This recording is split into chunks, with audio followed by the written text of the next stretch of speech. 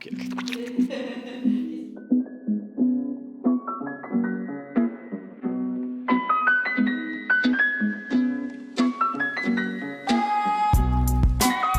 Je suis Vincent Burlot.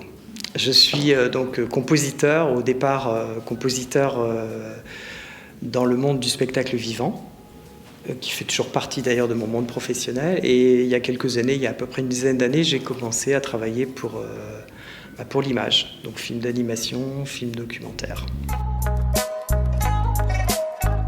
Je suis musicien classique. Voilà, j'ai fait des études de saxophone classique au conservatoire jusqu'à la médaille. Ensuite, j'ai fait un parcours de musicologie. J'ai été prof également de musique et de solfège pendant un certain nombre d'années. Et puis parallèlement, j'ai développé une activité, plutôt une profession de musicien accompagnateur. Et puis ensuite, donc, un travail avec le monde de l'image, donc avec des films documentaires, films d'animation, long métrage et fiction. J'ai pas vraiment choisi d'aller vers ce monde-là, de la musique de film. Il fallait que je remplace quelqu'un qui n'était pas là, et donc j'ai fait le travail de compositeur. Ça l'a fait, et forcément, après, lorsque ça le fait, le nom circule.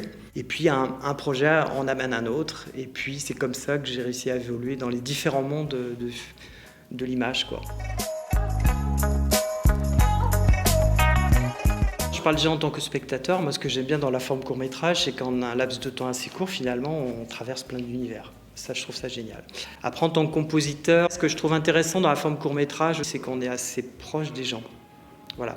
On rencontre beaucoup plus facilement l'ensemble de l'équipe du film. Moi, je préfère quand c'est petit, et c'est pour ça d'ailleurs que j'adore le film d'animation, pour ça. Avec le cinéma d'animation, moi, je suis en contact directement avec les gens, y compris les gens qui fabriquent les choses. Et ça, je trouve ça vraiment génial. Oui, je regarde des cours. Alors les derniers auxquels j'ai assisté, c'était à l'occasion du Festival national de films d'animation, ici à Rennes. Et là, j'en ai mangé pas mal, et je trouve ça vraiment génial, quoi. Je regarde des fois Histoire courte sur France 2, j'en ai pas vu sur Arte, autrement je les vois sur grand écran, effectivement, à l'occasion de festivals. Je pense que c'est faute de temps, et puis aussi, j'aime beaucoup aller voir du spectacle vivant, aussi, puisque c'est un monde dans lequel j'évolue, et c'est extrêmement compliqué d'être pluriel et d'essayer d'avoir une connaissance de tout ce qui se fait. Mes influences musicales viennent de ce que j'ai fait sur scène.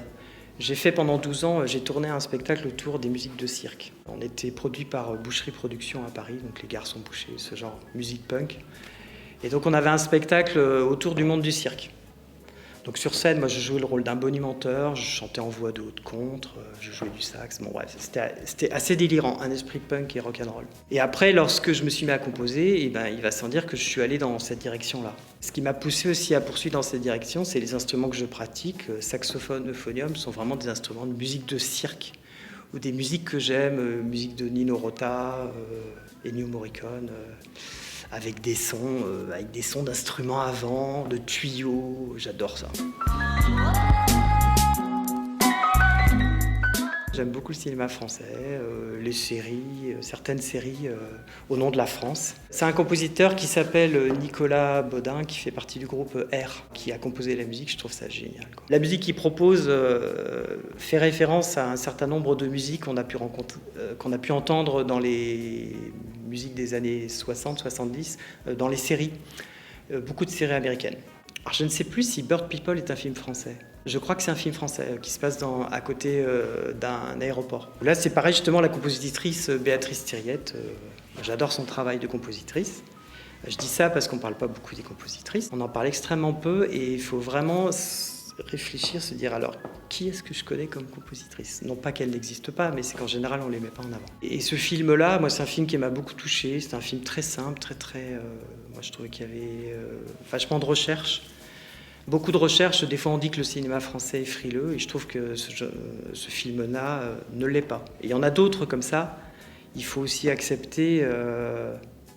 il faut aussi voir ces films-là pour avoir une position sur les cinémas français. Après, je crois qu'en France, peut-être qu'on ne laisse pas des fois assez travailler les personnes qui écrivent ou qui réalisent. Les chaînes qui font partie des partenariats, des fois, brident les gens. Et les interlocuteurs, des fois, n'ont pas les compétences pour brider, mais quand même, ils font valoir leur rôle, leur taux de puissance, leur choix. Et puis, ils se basent trop sur je connais mon public. Moi, j'ai entendu ça en spectacle vivant. Ah, mais ce truc-là, ça passera pas. Je connais bien mon public. Le public, on le fait, et puis surtout, on peut l'amener par phase à quelque chose. Et puis, on peut être très très pointu, le public va suivre. On n'est pas près d'être des super-héros. C'est un film d'animation que j'ai vu au Festival de Rennes il y a à peu près 3 semaines. C'est un film documentaire, extrêmement naïf, avec des enfants qui sont enregistrés. On leur demande c'est quoi pour vous l'amour, c'est quoi pour vous l'avenir, qu'est-ce qui vous plaît, qu'est-ce qui vous touche, avec un dessin extrêmement naïf. Moi, ça m'a beaucoup touché.